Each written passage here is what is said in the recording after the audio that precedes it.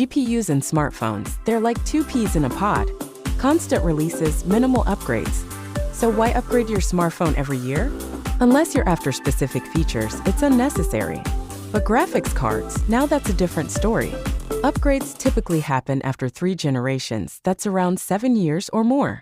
NVIDIA suggests Moore's Law is running at about 2 times. But here's the thing, real-time ray tracing, that fancy feature everyone's talking about? Still out of reach for mainstream cards. And while game demands keep increasing, graphics hardware progress is slowing down. So what's the industry to do? Ignore game demands or focus on traditional rasterization techniques? The choice is theirs. Stay tuned.